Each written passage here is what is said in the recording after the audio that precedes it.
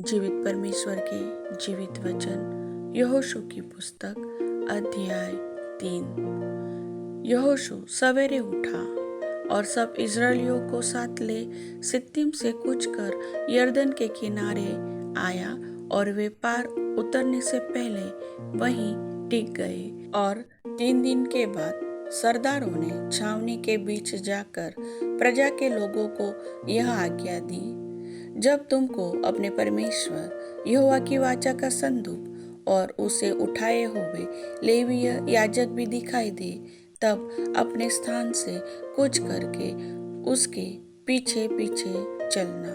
परंतु उसके और तुम्हारे बीच में 2000 हाथ के लगभग अंतर रहे।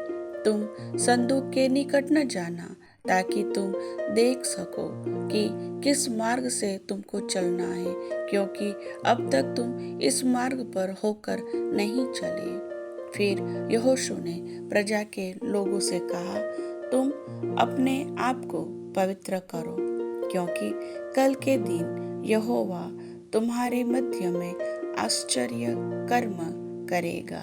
तब यहोशू ने याजकों से कहा, वाचा का संदूक उठाकर प्रजा के आगे आगे चलो।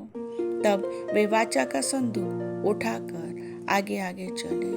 तब यहोवा ने यहोशू से कहा, आज के दिन से मैं सब इस्राएलियों के सम्मुख तेरी प्रशंसा करना आरंभ करूंगा, जिससे वे जान ले कि जैसे मैं मूसा के संग रहता था, वैसे ही मैं तेरे संग भी हूँ। और तू वाचा के संदूक के उठाने वाले याजकों को यह आज्ञा दे, जब तुम यरदन के जल के किनारे पहुंचो, तब यरदन में खड़े रहना।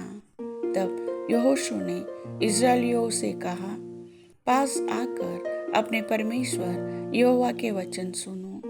और यहोशू कहने लगा, इससे तुम जान लोगे कि जीवित परमेश्वर तुम्हारे मध्य में है, और वह तुम्हारे सामने से निसंदेह कनानियों, हित्तियों, हिव्वियों, परिज्जियों, गिर्गाशियों, एमोरियों और यबूसियों को उनके देश में से निकाल देगा।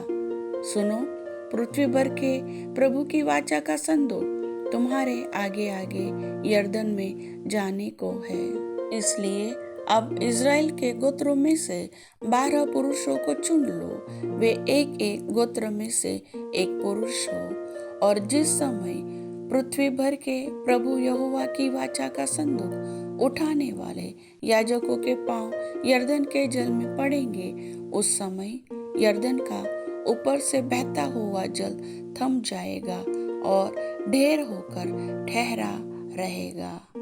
इसलिए जब प्रजा के लोगों ने अपने डेरों से यरदन पार जाने को कूच किया और याजक वाचा का संदूक उठाए हुए प्रजा के आगे आगे चले, और संदूक के उठाने वाले यरदन पर पहुंचे, और संदूक के उठाने वाले याजकों के पांव यरदन के तट के जल में पड़े। यरदन का जल तो कटनी के समय के सब दिन अपने तट के ऊपर ऊपर बहा करता है। तब जो जल ऊपर की ओर से बहा आता था, वह बहुत दूर अर्थात आदाम नगर के पास जो सारतान के निकट है रुक कर एक ढेर हो गया और दीवार सा उठा रहा।